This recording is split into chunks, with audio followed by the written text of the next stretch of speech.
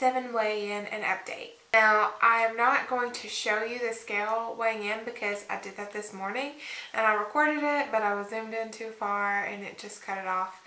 So that kind of sucks, but whatever. So as most of you know, February was not the best month for me whatsoever.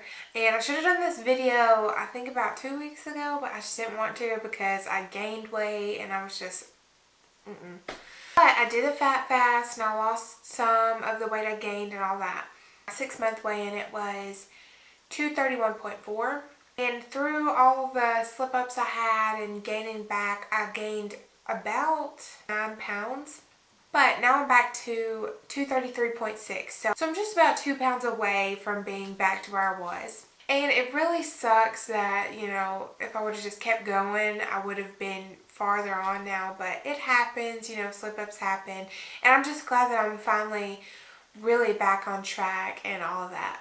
I think what helped me the most get back on track is the fat fast I did. And I'll link the videos down below. I explained what fat fast was, and I did some full days of eating, fat fast edition.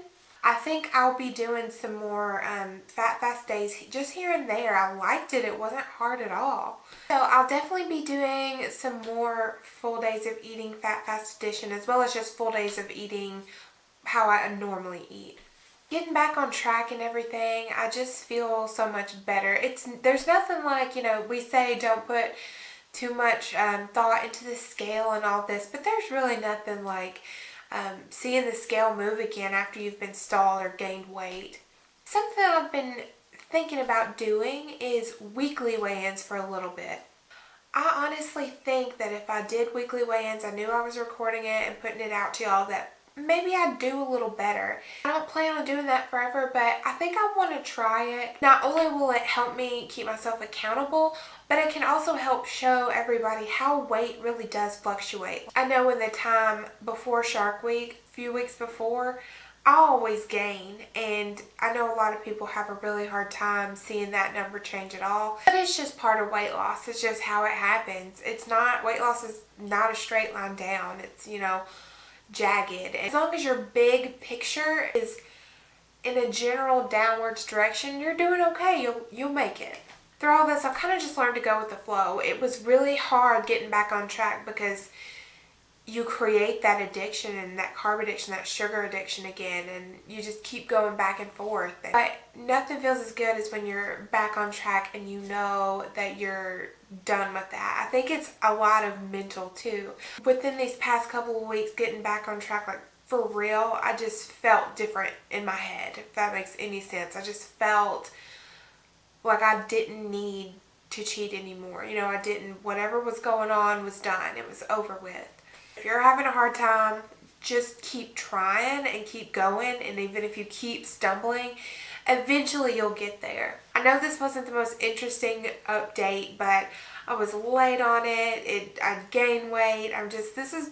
This was not my month, but I think from now on I am going to be doing some weekly weigh-ins. If you're interested in that, let me know. If you want to see more full days of eating or full days of fat fast, let me know. And I wanted to say I will be getting back into the Will It Kick Me Out of Ketosis, but there's been a lot of reasons I haven't done a Will It Kick Me Out of Ketosis. Part of it's because I've been cheating so often and I probably wasn't in ketosis a lot of times. And every time I posted one, there was just a lot of controversy about him. From how dare I eat what I was eating, and you know, people think it's okay to, you're not pricking your finger the right way, you know, all of that. But I've decided that I'm just gonna do it the way I do it, best by the manual that it came with, and I'll give some type of disclaimer of how I don't eat those treats all the time, but if you do, it's fine. I don't blame you. Each their own. But I just wanted to give that series a break for a little bit and just focus on some other parts of keto, and now I'm gonna incorporate it back in. I really like that series. I'm interested in it. I'm interested to know how my ketone levels change with different things. I'm still not going to be testing glucose. The series is called Will It Kick Me Out of Ketosis, so I'm just going to be checking ketones. And I don't think that's going to change anytime soon. I don't want to have to get a different monitor. And in all honesty, the test strips add up. Now, I use 2 ketone strips each video, and if I did that along with glucose strips, it's a little too much for me right now.